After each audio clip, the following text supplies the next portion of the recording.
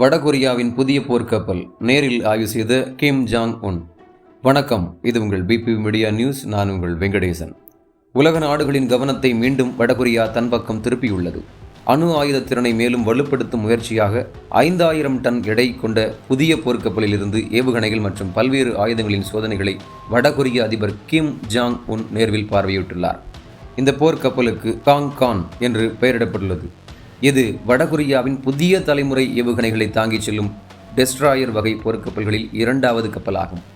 அணு ஆயுதங்களை ஏவக்கூடிய கப்பற்படை உருவாக்கும் திட்டத்தில் இது முக்கிய மைல்கல்லாக கருதப்படுகிறது. கடந்த ஆண்டு இந்த போர்க்கப்பலை கடலில் இறக்கும்போது தொழில்நுட்ப கோளாறு ஏற்பட்டதால் அது சேதமடைந்தது. அந்த சம்பவத்திற்கு பிறகு அதிகாரிகள் மீது கடும் நடவடிக்கை எடுக்கப்பட்டதுடன் கப்பல் முழுமையாக பழுது பார்க்கப்பட்டது.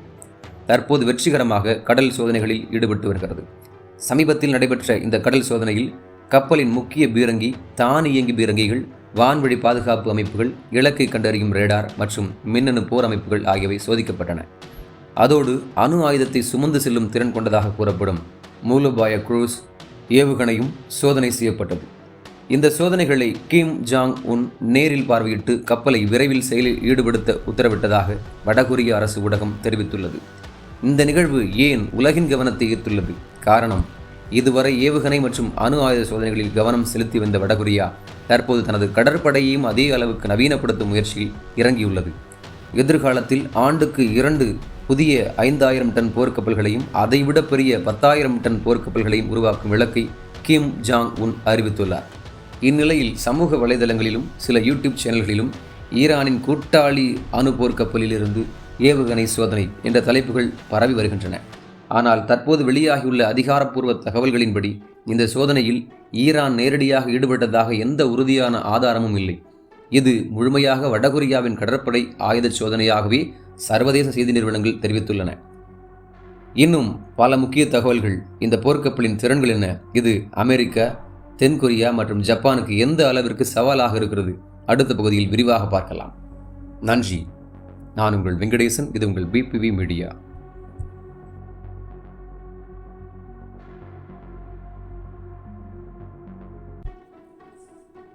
வடகொரியாவின் புதிய போர்க்கப்பல். உலக நாடுகள் ஏன் கவலைப்படுகின்றன? மீண்டும் நான் உங்கள் வெங்கடேசன். இது உங்கள் பிபிவி மீடியா நியூஸ். வடகொரியாவின் புதிய காங் போர்க்கப்பல் ஏன் உலக நாடுகளின் கவனத்தை ஈர்த்துள்ளது என்பதை இப்போது விரிவாக பார்ப்போம். இந்த 5000 டன் எடை கொண்ட டெஸ்ட்ராயர் வகை போர்க்கப்பல் வடகொரிய கடற்படையில் இதுவரை உருவாக்கப்பட்ட மிக நவீன போர்க்கப்பல்களில் ஒன்றாக கருதப்படுகிறது. இதில் ஒரே நேரத்தில் பல்வேறு வகையான ஏவுகணைகளை ஏவக்கூடிய செங்குத்து ஏவுகணை ஏவுதளங்கள், வெர்டிகல் லான்ச் சிஸ்டம், சக்தி வாய்ந்த ரேடார் அமைப்புகள், மின்னணு போர் அமைப்புகள் மற்றும் நவீன துப்பாக்கி கட்டுப்பாட்டு தொழில்நுட்பங்கள் இடம்பெற்றுள்ளன. சமீபத்தில் நடைபெற்ற கடல் சோதனையில் கப்பலின் பிரதான பீரங்கி, தானியங்கி பீரங்கிகள், வான்வழி பாதுகாப்பு அமைப்புகள், மின்னணு போர் கருவிகள் மற்றும் இலக்கை கண்டறியும் அமைப்புகள் அனைத்தும் மிகவும் வெற்றிகரமாக சோதிக்கப்பட்டதாக வடகொரிய அரசு ஊடகம் தெரிவித்துள்ளது. மேலும் அணு ஆயுதத்தை சுமந்து செல்லும் திறன் கொண்டதாக கூறப்படும் மூலோபாய குரூஸ் ஏவுகணையும் சோதனை செய்யப்பட்டது.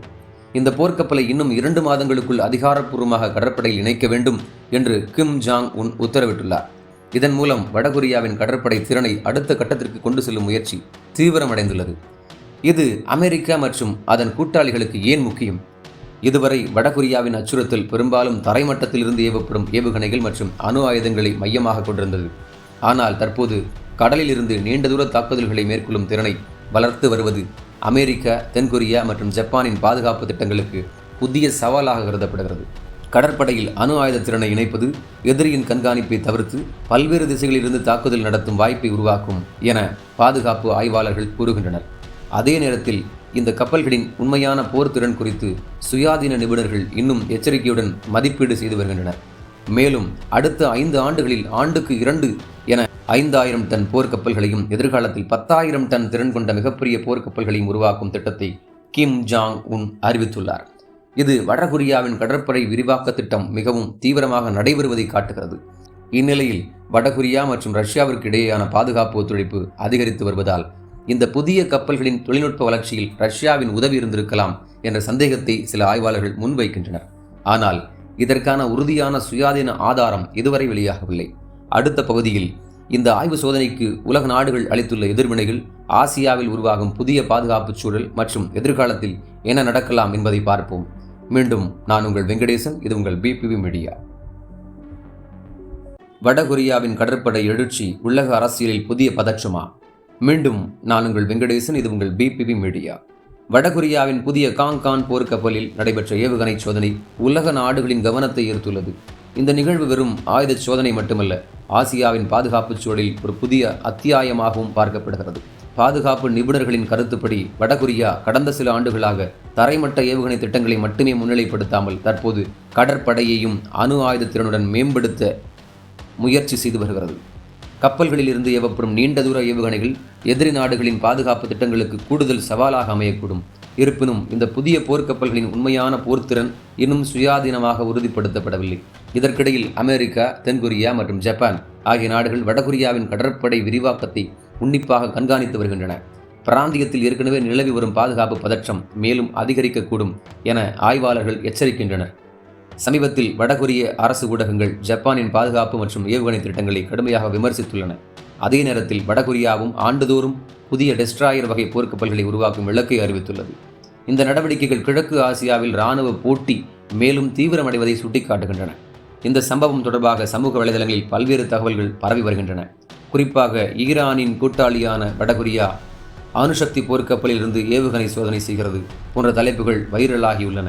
ஆனால் தற்போது கிடைத்துள்ள சர்வதேச செய்தி நிறுவனங்களின் தகவல்களின்படி இந்த சோதனையில் ஈரான் நேரடியாக பங்கேற்காததாக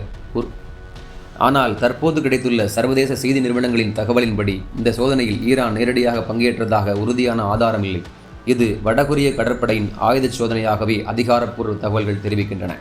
முடிவாக, வடகொரியாவின் இந்த நடவடிக்கை அந்நாட்டின் கடற்படை நவீனமயமாக்கல் திட்டத்தில் ஒரு முக்கிய கட்டமாக கருதப்படுகிறது.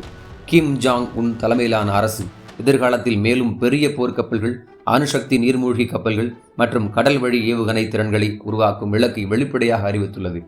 இந்த புதிய போர்க்கப்பல் உண்மையில் வடகொரியாவின் இராணுவ சக்தியை எவ்வளவு உயர்த்தும்?